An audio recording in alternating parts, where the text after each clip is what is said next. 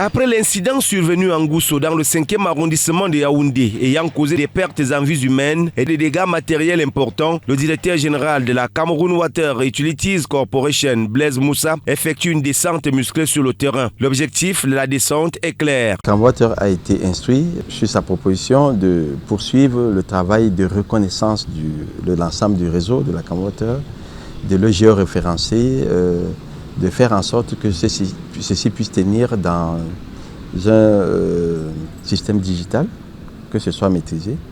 Et il y a donc des équipes de la Cameroon Water qui vont passer un peu partout pour identifier le réseau. Je demande aux populations de coopérer quant à ce que ce travail se fasse, que les uns et les autres aussi contribuent à nous permettre de maîtriser tous les endroits où passent nos réseaux, là où il y a des instruments de régulation, que ce soit les vannes, les ventouses, les vidanges. Pour ce dimanche 2 février 2025, le directeur général de la Cameroon Water sillonne les quartiers de la ville aux 7 collines afin de s'assurer de l'état des infrastructures qui contribuent à la distribution de l'eau potable dans les ménages. Tour à tour, accompagné de ses équipes, Blaise Moussa visite le château d'eau de Mendon dans le 6e arrondissement afin de libérer les conduites devant desservir les quartiers d'Amas, Jouvence, Simbok et bien d'autres qui font face à des pénuries d'eau depuis quelques semaines. Une étape qui interpelle la mairie de la localité qui s'engage à sensibiliser ces populations à travers l'élu local.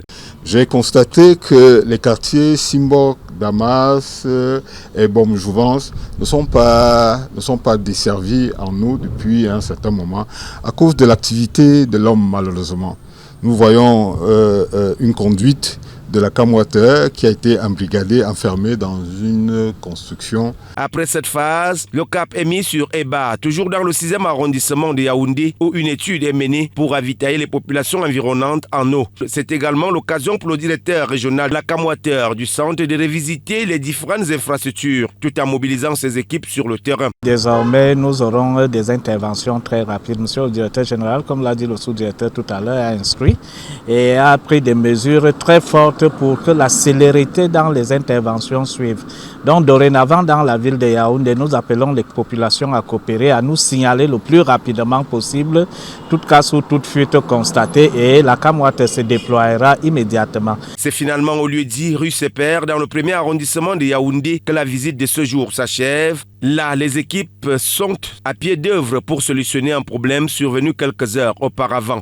Monsieur le directeur général a pris des dispositions, a donné des instructions pour améliorer la célérité d'intervention de nos équipes, moyennant le renforcement déjà des moyens logistiques, à savoir la question des nouveaux véhicules qui ont été mis à notre disposition, le matériel d'intervention lourd pour que les interventions soient réalisées vraiment dans les délais les plus courts.